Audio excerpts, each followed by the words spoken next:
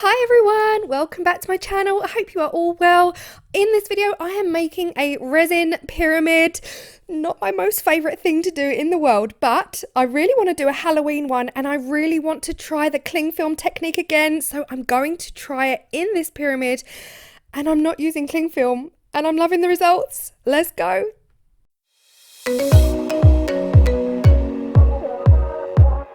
So when I started the pyramid, I thought I would do another shove it all in method. So I kind of gathered a few bits here. These skulls you might recognize from last Halloween, where I made my own mold using some other skulls.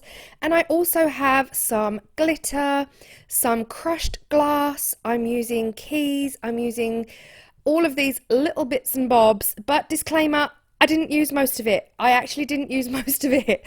I also wanted to throw in some more of these wings and crosses, but I'm going to skip straight forward to the video and talk about it.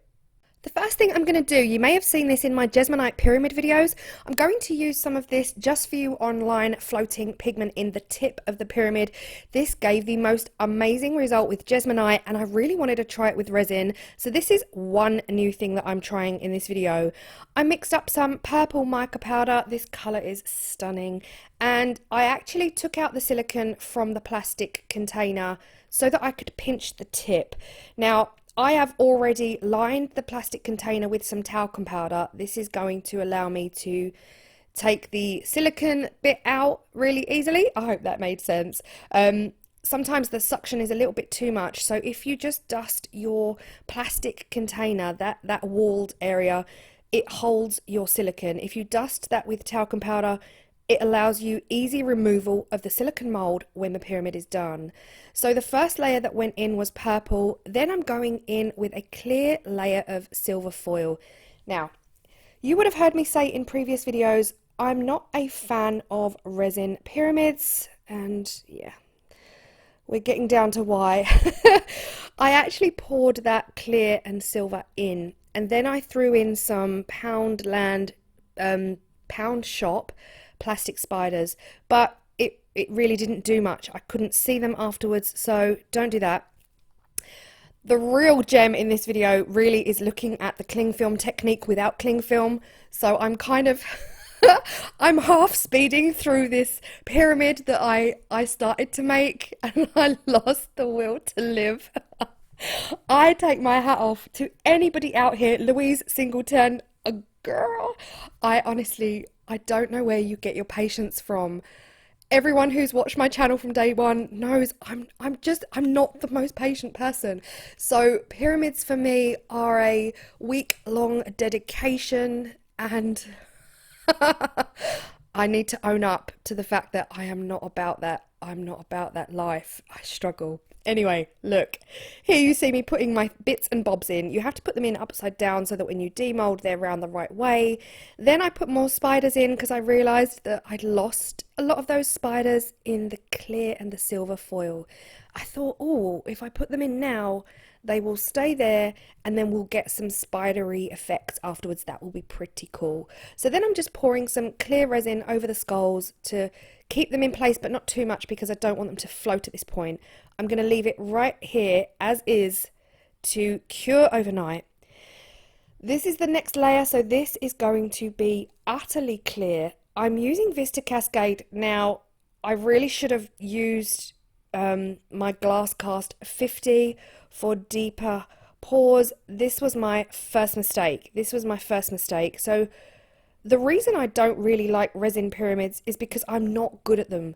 I've done one that was truly layered with lots of different purples, lots of glitters, and I loved that one.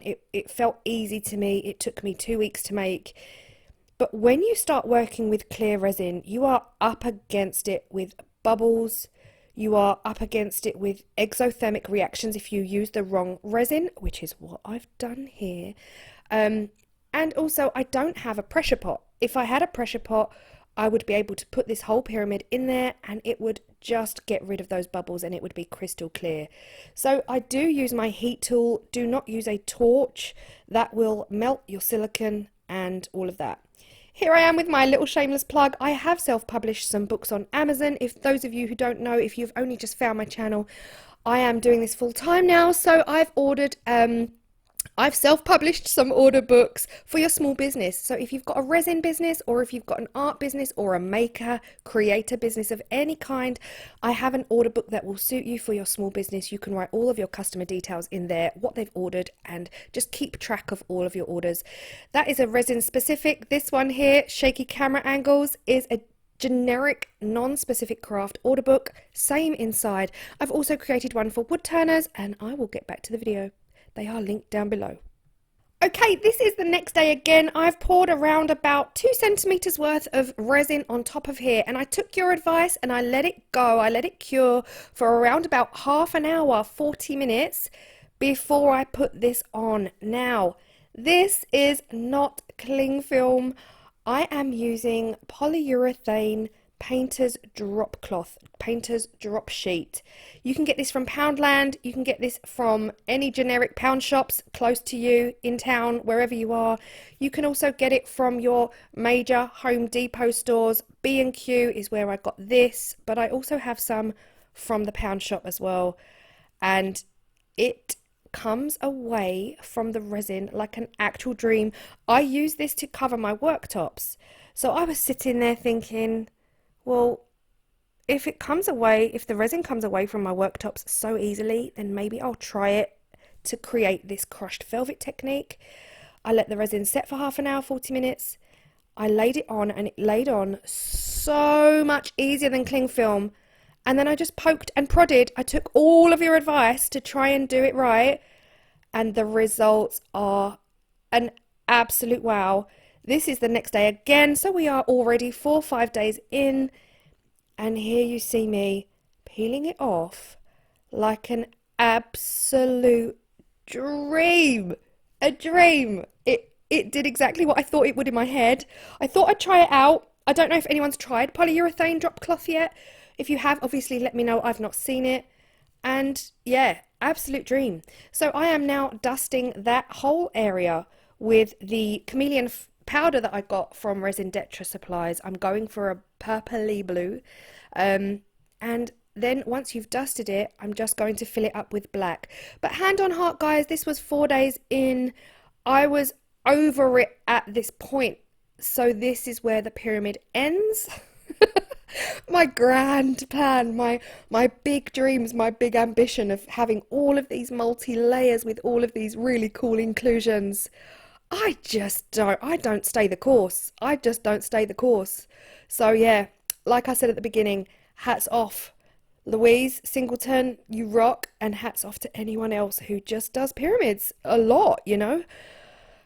I envy you, and I envy your ability to take your time and do something over a week. But check this out. Check out the results. Ignore the fact that it's a shocking bubble-filled pyramid.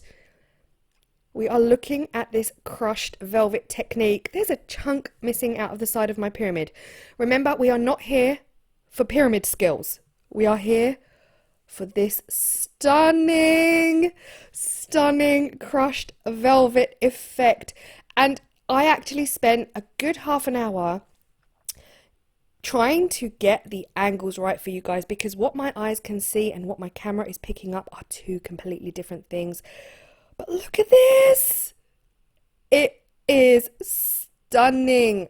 It gave me that big chunky, you know, when I was talking about it in my tray video, the big chunky, that's what I was looking for, was the chunky. Ignore the chunk out of the side of the pyramid.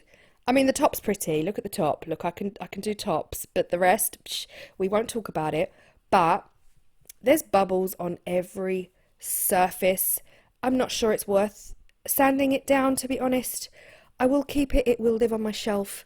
But look at this crushed velvet technique. Now, at this point, it's looking dull. So I'm thinking, why is it looking dull on camera? I need to get this in the light. So I ended up taking it out in the garden because the sun was shining, and I was hoping at this point I could get a really good angle for you guys. So here I am out in the sun, and you can really see the purple, the blues, the greens. I even saw some brown in there. It is absolutely beautiful. I promise you, my camera is not doing it justice, but as soon as I get back from my holidays, I am currently in Scotland. Oh, I just love it. I absolutely love it. As soon as I get back from my holidays, I am going to try another one. I'm going to make a tray, a large tray using this technique, and I am hoping I'm going to get the results and make it much easier for you guys to see. But polyurethane drop cloth, 100%. I will not use cling film again. Cling film to me it's drama. It's drama that I don't have time for. And you saw the way this peeled off. So guys, trust me, have a go, have a play, especially if you're nervous of this technique, which I still am, very much a beginner at this technique. Try it out. Let me know what results you get, and let me know if you find it easier than cling film. It peeled off, well, you saw it in the video, like a dream. Oh, I just love it. I'm just trying to do a voiceover but staring at it at the same time. So I'm going to stop it here. It's a really short video, only 11 minutes in right now. So if you're still here, thank you so, so much. And if you like what you see, hit that subscribe button, hit that bell, do all of that. I appreciate you all very, very much. And I will see you in the next video. Bye.